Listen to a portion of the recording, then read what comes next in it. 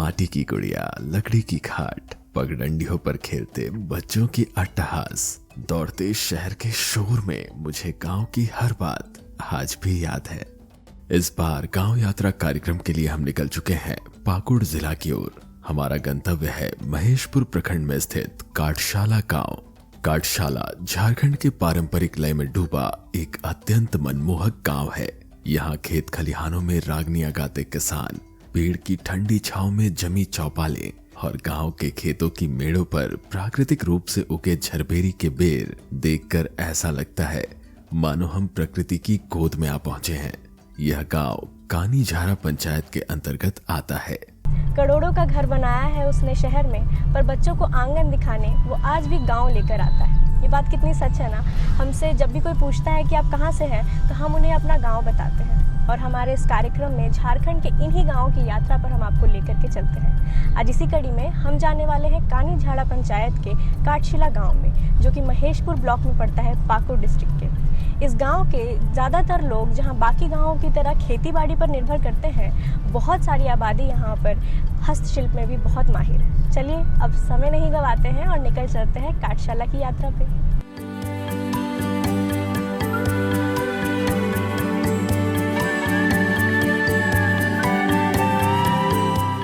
एक लंबे अरसे तक इस गांव के ग्रामीण अपने परिवारों के भरण पोषण की चुनौतियों से जूझते आए हैं, जिसका मुख्य कारण रोजगार के अवसरों की कमी और पारंपरिक खेती के तरीकों पर निर्भरता थी। किंतु यहाँ धरातल पर उतारी गई बिरसा हरित विकास योजना ने काठशाला गांव में नई जान फूंक दी है। जो जमीनें कभी बंजर हुआ करती थी, वे अब बदलाव की मिसाल बन गई हैं। आम बागवानी के माध्यम से न केवल यहाँ के खेत पुनर्जीवित हुए हैं, बल्कि ग्रामीणों के जीवन में वित्तीय समृद्धि भी आई है। आम के इन बागानों में किसान साग सब्जियां भी उगा रहे हैं, जिससे इन्हें दो तरफा लाभ मिल रहा है। कभी पारंपरिक कृषि की कठिनाइयों से बंधे ये ग्रामीण अब विविधीकरण का लाभ उठा रहे हैं।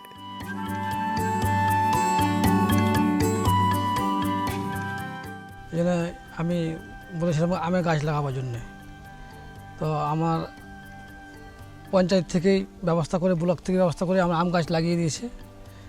আর আম গাছ আমি এখন লাগিয়েছি, বেশ ভালোই আম গাছ হয়েছে।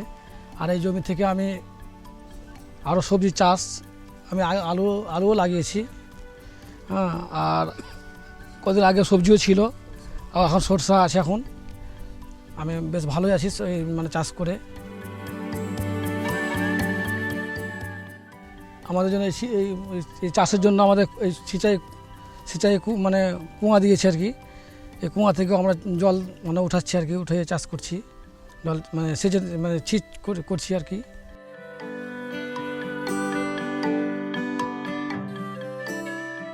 কানীঝাড়ার এই জমি পতি ছিল, বহুত দিন থেকে ডাঙা জমি ছিল।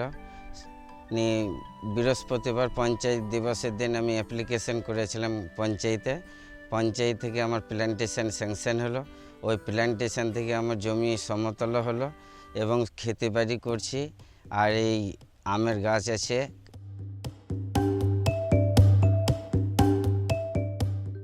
भारत एक कृषि प्रधान देश है। यहाँ की एक बहुत बड़ी आबादी खेती पर निर्भर करती है अपनी आजीविका के लिए। जब हम झारखंड में खेती की बात करते हैं, तो जो एक समस्या उभर कर आती है वो है सिंचाई की। जहाँ हम अभी मौजूद हैं, ये पूरी बंजर ज़मीन हुआ करती थी और मनरेगा के तहत यहाँ पर कोप खुला और उसके बाद यहाँ पर खेती शुरू हुई। यहाँ के किसानों ने बिरसा हरित ग्राम योजना के तहत आम बागवानी की है और आम बागवानी के साथ साथ मिश्रित बागवानी भी की है, ताकि साल भर उनका आय आता रहे।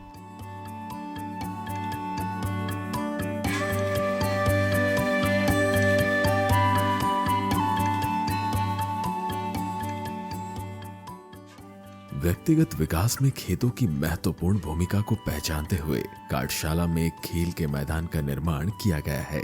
ग्रामीण क्षेत्रों में सीमित सुविधाओं के बावजूद वीर शहीद पोटो हो खेल मैदान में खिलाड़ियों की सहूलियत के लिए कई परिवर्तन किए गए हैं।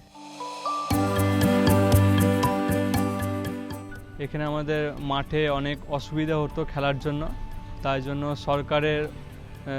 সরকার এখানে আমাদের গ্রাউন্ডটাকে অনেক ঠিক করেছেন এবং আমাদের এখানে একটা রুম তৈরি করেছেন ড্রেস চেঞ্জ করার জন্য। আর এখানে যাতে আরও একটু সুন্দর হয় সেজন্য আমাদের সরকারের কাছে অনুরোধ যে আর মাঠটা আর যেন খুব সৌন্দর্য হয়।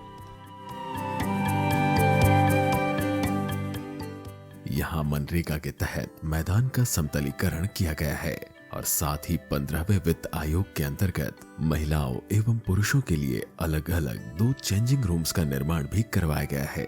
ये सुविधाएं विशेष रूप से युवा खिलाड़ियों की जरूरतों को पूरा करती है और साथ ही उन्हें एक सहज और प्रेरक अनुभव के लिए आवश्यक बुनियादी ढांचा भी प्रदान कर रही हैं। इन सुविधाओं के द्वारा गांव के उभरते खेल प्रेमियों के बीच न केवल खेल में शामिल होने का बल्कि बड़े सपने देखने और अटूट उत्साह के साथ अपनी एथलेटिक आकांक्षाओं तक पहुंचने का मार्ग प्रशस्त किया जा रहा है। शहर हो या गांव, अपने घर का संजोया हुआ सपना एक सार्वभौमिक आकांक्षा है। हालांकि अक्सर गांव वासियों के लिए वित्तीय संकट के कारण इस सपने को साकार करना मुमकिन नहीं हो पाता, किंतु आज काठशाला में प्रधानमंत्री आवास योजना की सहायता से ग्रामीण युवाओं के सपने को वास्तविकता में बदला जा रहा है।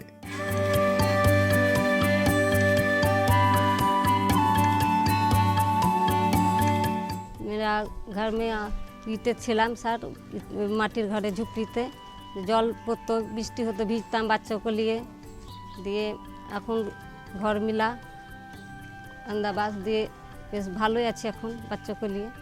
আগে ধরো অনেক কষ্টতে ছিলাম, জলে ভিজতাম, করতাম, ছেলে পেলে নিয়ে থাকতে পারতাম না, এখন ধরে অনেকটা ভালো আছি। এখন ছেলে পেলে মাঝে জল টল পড়ছে না, এখন নিয়ে ভালোই আছে স্যার। इस गांव में कार्यक्रम का प्रभाव स्पष्ट है। जो परिवार कभी अपने लिए एक जगह की तलाश में थे, वे आज अपने सपने को पूरा होता देख रहे हैं। इस पहल की बदौलत कई परिवार अब गर्व से उन घरों में रहते हैं जिन पर वे अधिकार पूर्वक अपना दावा कर सकते हैं। আগে ঘর ছিল না, মাটির ঘরে বাস করতাম, এখন ঘর পেয়েছি, ভালো আছি। তারপরে গ্যাস, আগে কাঠ কাটতে যেতাম মাঠে, কাঠ নিয়ে এসে রান্না করতাম, দেরি হতো। এখন উজালা গাছ পেয়েছি, রান্না করতে টাইম লাগে না, সকালও হচ্ছে, স্বামীরা কাজ করতে যেতে পারছে, সকালও ভালো আছি। আগে বাইরে যেতাম, ঘরে শৌচালয় হচ্ছে, তা ভালো আছি।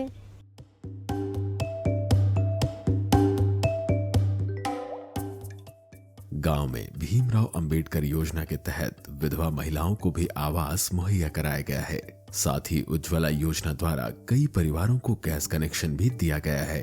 इन कार्यक्रमों के द्वारा न केवल आश्रय की व्यवहारिक आवश्यकता को संबोधित किया गया है, बल्कि इससे समुदाय के भीतर सुरक्षा और गौरव की भावना भी पैदा हुई है।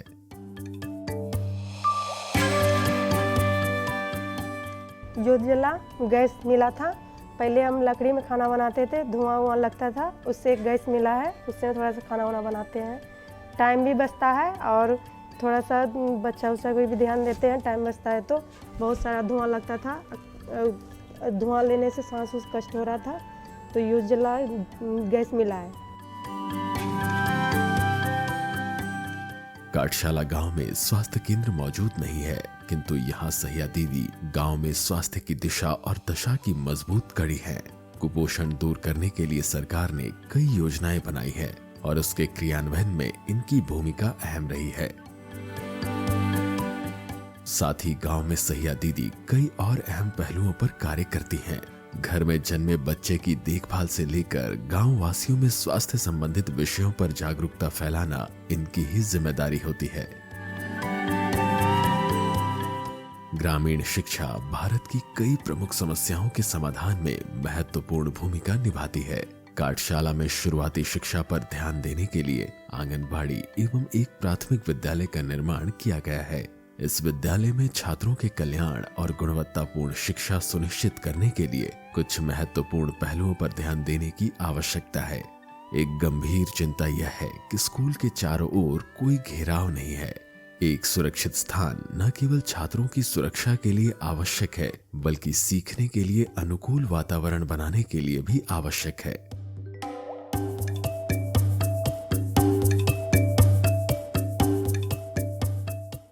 मेरा सेंटर 8 बजे चालू होता है और 1 बजे बंद होता है। और शुरू में हम लोग आते हैं तो बच्चे को प्रार्थना कराते हैं और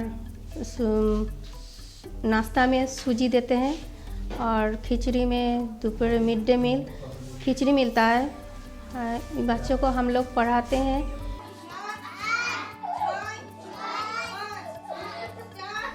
छोटा बच्चा को अ से ABCD 1 2 ये सब भी पढ़ाते हैं हम लोग और बच्चे को पशु पक्षियों के बारे में भी बताते हैं। साग सब्जी फल फूल ये सब भी बोलते हैं कि इसका माने अक्षर कौन है, कौन सा कलर है।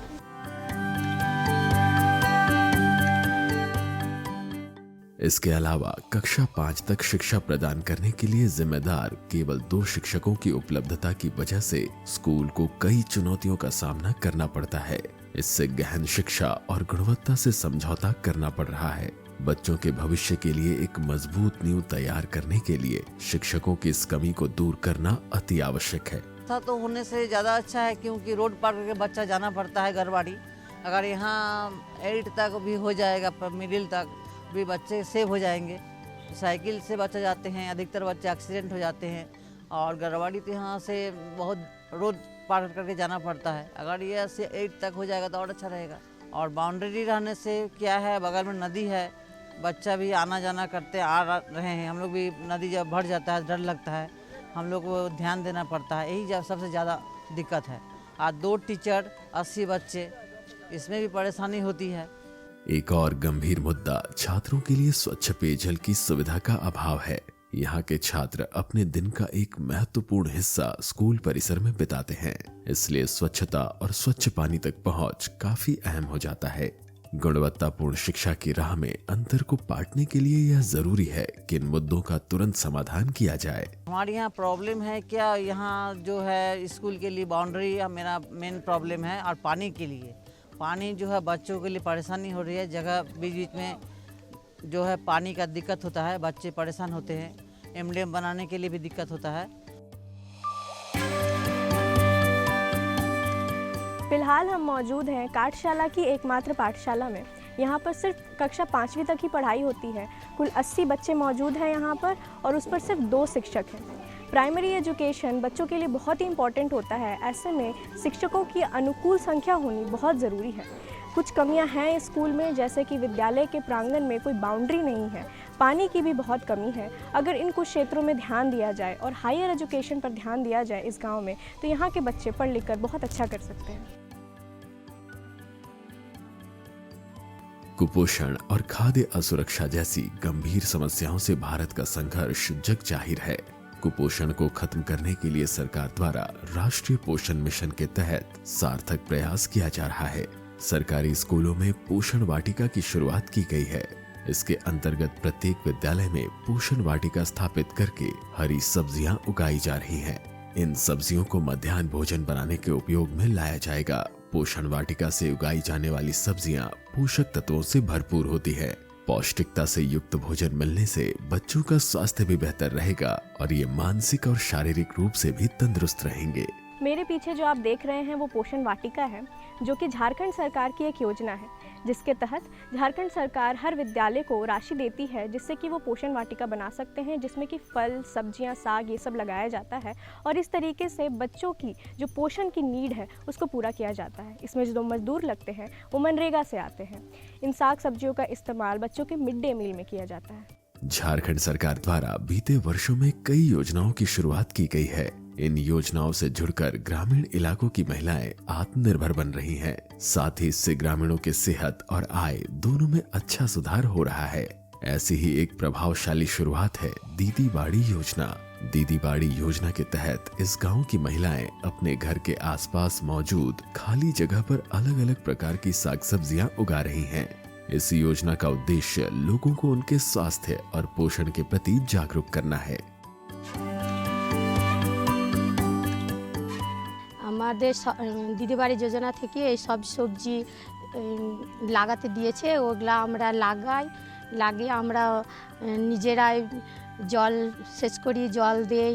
তারপরে ওগুলা উৎপাদন হলে ওগুলা আমরা বাড়িতে নিয়ে গিয়ে সবজি বানাই। আমাদের বাচ্চাদের ভিটামিন মিলে, প্রোটিন ফ্যাট এসব কিছু মিলে হ্যাঁ আমাদের সুবিধা হয়।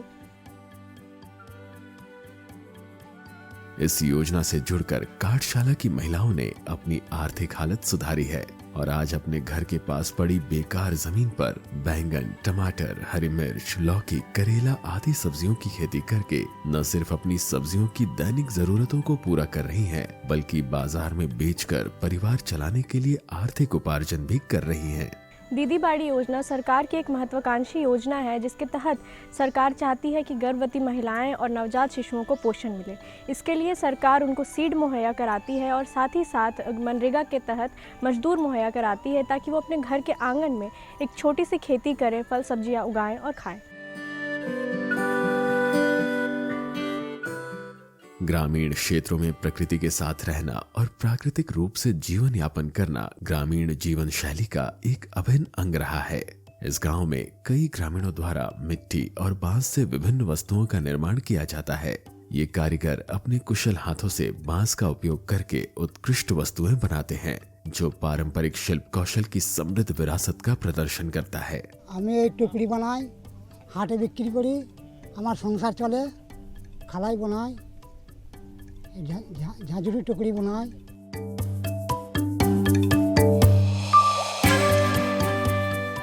हम लोग यही मिट्टी से जीविका अर्जन कर रहे हैं। अब विभिन्न बर्तन बनाते हैं। ये बनाते समय खर्चा भी बहुत होता है, लेकिन हम लोग का इनकम से इसी तरह नहीं होता है। हालांकि आवश्यक समर्थन के बिना इन प्रतिभाओं को समय के साथ लुप्त होने का खतरा बना है। इनके अच्छे कौशल के बावजूद सरकारी पहल से प्रशिक्षण और समर्थन की कमी इनकी समृद्धि की राह में बाधा बनकर खड़ी है। प्रशिक्षण कार्यक्रम और सरकारी समर्थन की अनुपस्थिति इन परिवारों को अपनी रचनात्मक क्षमता को पूरी तरह से उजागर करने के अवसर से वंचित करता है। प्रशिक्षण और सहायता प्रदान करने वाले सरकारी कार्यक्रम यह सुनिश्चित करने के लिए आवश्यक उत्प्रेरक हो सकते हैं कि मिट्टी के बर्तनों और बांस की नक्काशी की कलात्मकता न केवल कायम रहे, बल्कि साथ ही साथ फले फूले और इस गांव में आने वाली पीढ़ियों के लिए गौरव, आय और सांस्कृतिक समृद्धि का स्रोत बने। सरकार जब इस हम लोगों के प्रति ध्यान दे सकेगा तो अच्छा होगा। काम बढ़ाने के लिए व काम की सुविधा के लिए जब सरकार हम लोग को सहयोगित कीजिएगा तो हम लोग आसान होगा।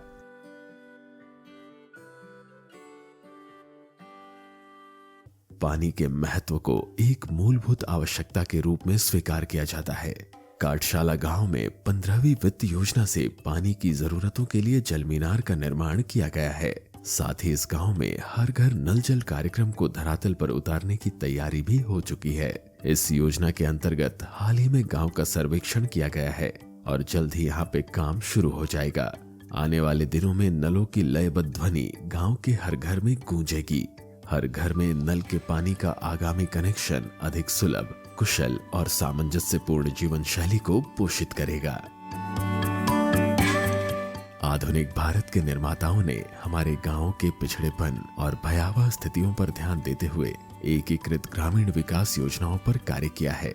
इसके परिणाम स्वरूप बड़ी संख्या में गांव की स्थिति में बदलाव आया है। ग्रामीण कनेक्टिविटी ने आकांक्षाओं को बदल दिया है, आर्थिक गतिविधियों में वृद्धि हुई है और कार्यबल में महिलाओं की भागीदारी बेहतर हुई है। धीरे धीरे ही सही, लेकिन शहरी सुविधाएं अब गांवों तक पहुंचने लगी हैं। गांव में बिजली, पानी, सड़क जैसी मूलभूत सुविधाएं पहुंची हैं, जिससे निश्चित तौर पर ग्रामीण जीवन शैली में सुधार देखने को मिल रहा है। आज काठशाला गांव ठहराव की बेड़ियों को तोड़कर विकास की नई राह बना रहा है। धीरे धीरे विभिन्न सरकारी कार्यक्रम यहाँ जड़ पकड़ रहे हैं और परिवर्तन के लिए उत्प्रेरक बन रहे हैं। यह गांव जो कभी अल्प विकास से प्रभावित था, अब प्रगति के अंकुरों से सुशोभित है। बुनियादी जरूरतों जो एक समय दुर्लभ थी, अब और अधिक सुलभ हो गई है, जिससे परिवर्तन की एक मजबूत तस्वीर सामने आई है। सिंचाई को किया है, सिंचाई को बिछड़ापन किया है, प्रधानमंत्री आवास किया है, दीदी बाड़ी किया है, शौचालय किए हैं, फिर वृद्धा पेंशनधारी किए हैं, पेंशन वाला।